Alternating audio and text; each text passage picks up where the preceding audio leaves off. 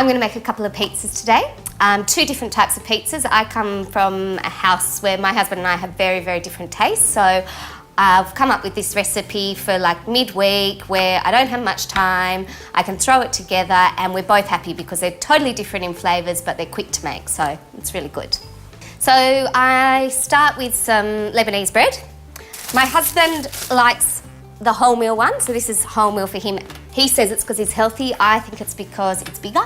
I have the white one, just because I have more flavours on my pizza. So I just put the tomato paste on, and then I just basically get a back of the spoon and I just, spread it around on the bread. What I don't do is go all the way to the edge because I don't want my crust to be soggy. So keep that free of the tomato paste. It comes up nice and crispy like a real pizza. I definitely worked that out with trial and error, I would say. So my husband has a very plain pizza. His is just prosciutto and the tomatoes, mozzarella, and then you throw a bit of rocket on at the end when it comes out. So I just rip up the prosciutto. I don't bother cutting it because, again, it's just another step I have to do. And I think tearing looks a little bit more rustic and a little bit more appealing. So that's his pretty much done except for the mozzarella, and I'll just put that on at the end when I do mine. So my pizza that's quite different is with prawns. It's more gourmet, it's more salty, there's more flavours going on. Next thing is some cherry tomatoes. You don't need lots of ingredients because you want to keep it quite simple because, again, you don't want big heavy chunks of pizza. You just want to be able to throw it in your mouth. We probably eat this as fast as we make it. And then we're going to put a little bit of this beautiful goat's cheese feta. The feta's great because it's pre-marinated, it's cut up, it comes with a lovely oil that I can drizzle on the top at the end just to give my pizza a little bit more flavour. And the feta's lovely because it kind of gets all oozy on the pizza when it melts. And so the next thing I'd put on there is a little bit of Spanish onion. I'd use this over the white onion. The white onion takes a bit longer to cook and it's not so nice if you get a little bit of a raw piece.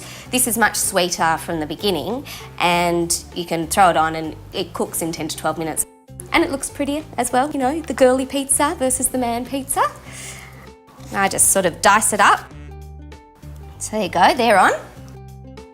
And then the next thing is just a little bit of chilli for my prawns. I like chilli, and I get the big chilies instead of the little chilies because I'm not going to bother de-seeding them, and the heat in that is fine, it works, and you can just do these nice little slices and pop it on top and just gives you a little bit of heat, which is lovely. Okay, and then we just sprinkle those around again on top. So I've got my chilli on there, and the next thing is just to do the mozzarella. Again, I get the stuff that's already grated. It's another step I don't have to worry about. And you just don't want to put too much on there. You sort of think, put half what you would probably put on normally because it does double, it sort of spreads. So that's our pizzas. So I'm going to put them in the oven. The oven's preheated to 220 and they're going to take between 10 and 12 minutes. All you're waiting for is for the mozzarella to cook down, your edge to get a bit crispy, and for the prawns to cook because the prosciutto's actually already cooked, so you're not worried about that. And they can just go in at the same time and they just cook at the same time. So again, that's a step I don't have to worry about. Now I can go off, bath the baby, bed the baby, and maybe have 5 minutes to myself because I made these great pizzas and I've saved some time. Okay, so the pizzas are now done. I think they've been in there for about 10 or 12 minutes. So I put parsley on mine at the end and rocket on his at the end.